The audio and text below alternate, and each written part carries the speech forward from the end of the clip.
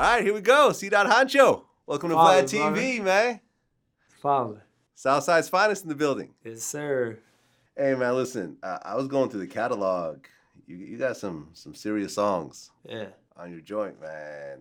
Teflon Flow, 7 million. So Long, 6 million. 50 of them, 5 million. O2 shit, 5 million. Like, and you've been doing it like, I mean, I'm seeing some of these bigger songs around 2014 and so forth. Is that kind of when things started to kind of pop off? Yeah, hell yeah. That's when I started taking it just a little more serious.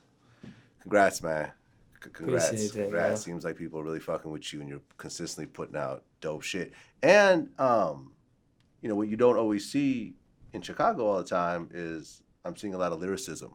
Yeah. And it sounds like you really are, you know, you're not just going in and just, yeah, you know, mumbling and then going on to the next song. Yeah. Like, it sounds like you're really, you know, carefully putting the lyrics together and trying to say a lot in every song, man. As a hip-hop fan, I appreciate that. Facts. Appreciate that. You appreciate. No doubt. So you grew up Southside Chicago? Yes, sir. Okay. And you were raised by your mother? Yeah. Okay. And what was going on with your dad? I was raised by my dad was in my life when I was young too.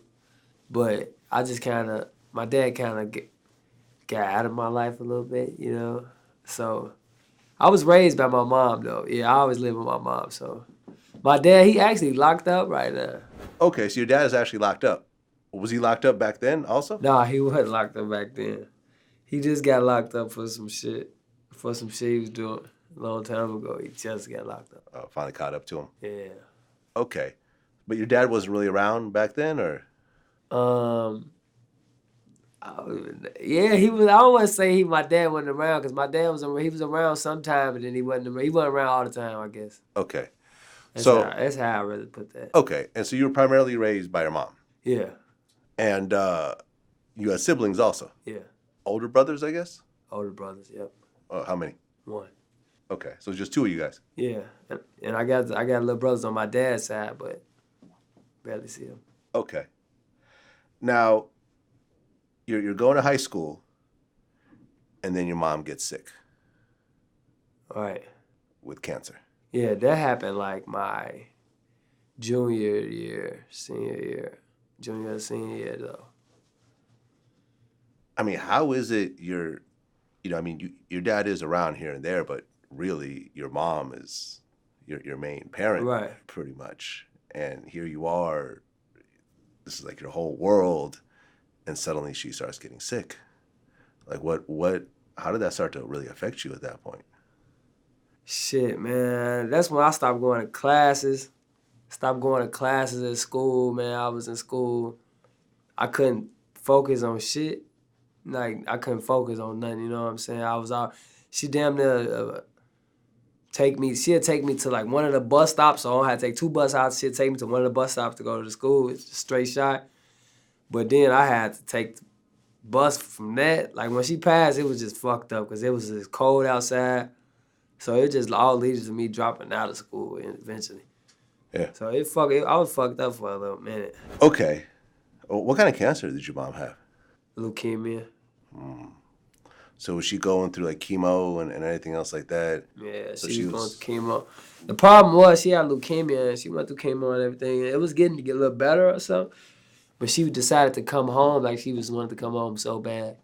And she came home and caught pneumonia, like from it being cold around the time. So yeah. I guess her immune system was super weak from the leukemia. She caught pneumonia and then like, that's how she passed, pneumonia, leukemia. So she was losing weight and losing her hair and. Yeah, she lost all her hair. That's a tough one, man, because you're a teenager.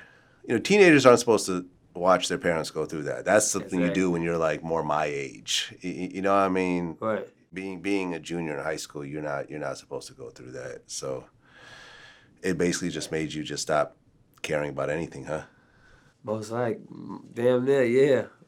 I stopped caring about school. I stopped caring about a lot of shit. Anything anybody tell me that I need to do, anything, just anything. I just stopped caring about a lot of shit. So you dropped out? Yeah. Okay. I mean, a lot of times, you know, when kids drop out of school, junior, senior year, there's really just nothing for them to do.